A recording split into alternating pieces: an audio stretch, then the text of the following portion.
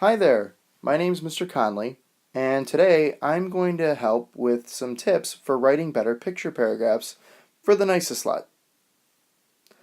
Sometimes students make some mistakes that they usually don't make, so I want to help and show you some examples and ways that you can write better picture paragraphs.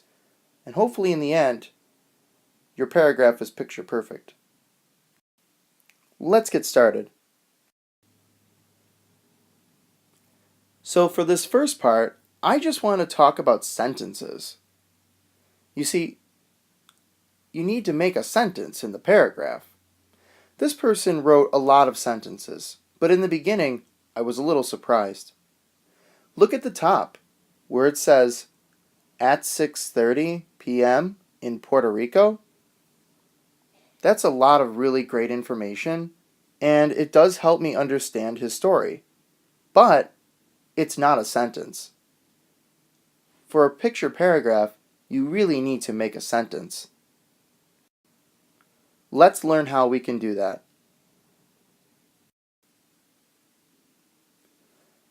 So before, all we had was at 6:30 in Puerto Rico, and that was some really great information, but it wasn't a sentence. Here's how we can make it a sentence. You see, at 6:30 p.m. is a time, and Puerto Rico is a place. Really, that is something called our setting. Time and place. Why don't we just make that a part of the sentence?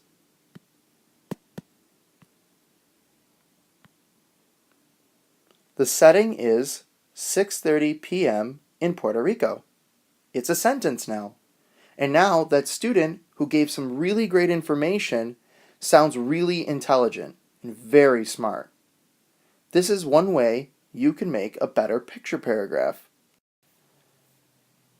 For this next tip, we need to look at this paragraph a little bit more closely. Well, maybe not that close. Okay, that's better. So when I was reading this paragraph, there was a lot of really great information, and the student showed a lot of different ways to use transitions that we will talk about in a little bit. But first, the one problem that I had involved this right here. You see, I know a lot of my students write with really great grammar, and I was surprised to see a sentence like this.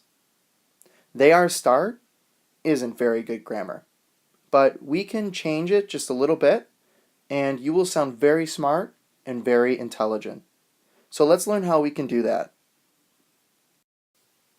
So before, we had these words like start, are, and they. They are start, but we forgot something, this ing, to make a really great sentence.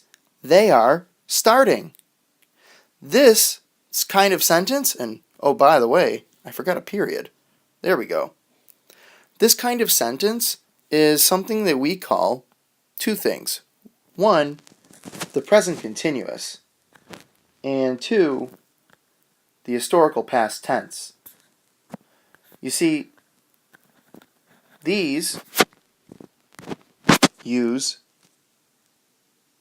are and ing. If you have he, she, or it, you might have is. And if you use I, well, that's am.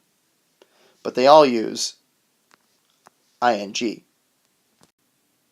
So I hope now you will be able to write better sentences that stay in the same tense. And that will make it easier for teachers like me who need to read and correct your papers. It'll have better flow, and I'll be able to enjoy what you write better. So now that we're done with this, let's go on to another tip. For this next tip, we need to look at where they put the sentences and how we can make their sentences have more flow and in the end sound more like an English speaker. When I first started reading this paragraph, the student did some really cool things. For one, the student was using complete sentences. The setting is 11 a.m. at carriage. Here, the carriage must be a place. Another thing I saw that was really great was using the correct tense. They are checking. That was really awesome. So at first, I was really happy. But then I remembered we needed to work on something here. And what we call this is transitions.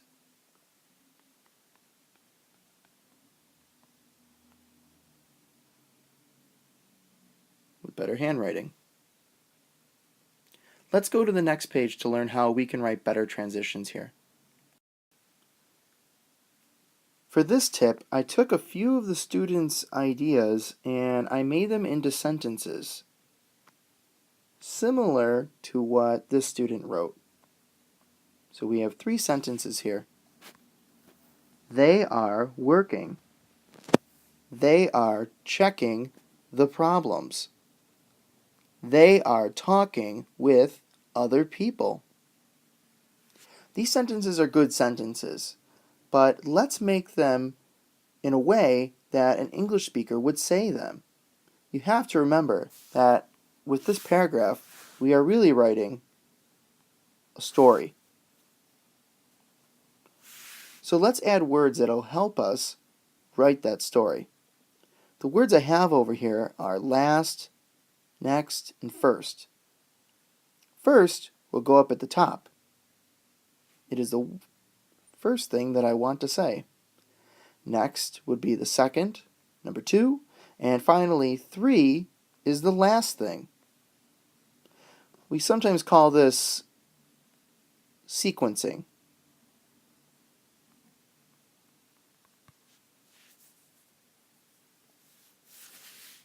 So that would be see, quen, sing. Now we have sentences that read, first, they are working. Next, they are checking the problems. And last, they are talking with other people. By adding the words first, next, and last to your actions in your story, you will sound so much more intelligent. And for a teacher, it will look like you are really telling me a story. To finish up, I want to show you a paragraph that I thought was written really well. Let's check it out. In this paragraph, the student did a lot of things right. First, the student used complete sentences, like, the setting is in Africa at 1890. Here, the student used 1890, which is a time, and Africa, which is a place. That is the setting. The next part,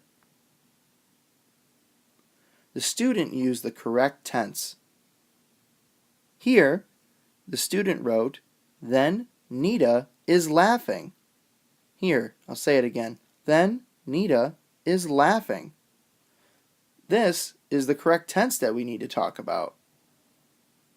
That's the present continuous, or the historical past tense, because we know that the picture isn't right now, but might be in the past. And finally, the last part. The student did a great job with transitions. As you can see, in her paragraph, the student wrote first, then, and finally. The student told me a story. And that's really what the paragraph is about.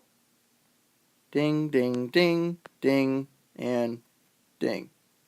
So, with the complete sentences, with correct grammar, better grammar, and maybe not correct, but better grammar, and with transitions, It makes it easier for teachers like me and other students to read your awesome work and your ideas.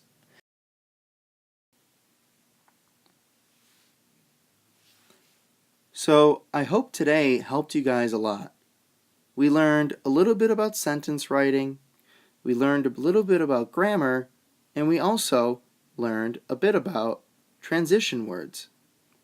I hope this video helped you out a little bit, and I hope in the future you write some really awesome paragraphs that you can share with your teachers or with other students in the class as we get ready for the NYSESLAT. See you next time.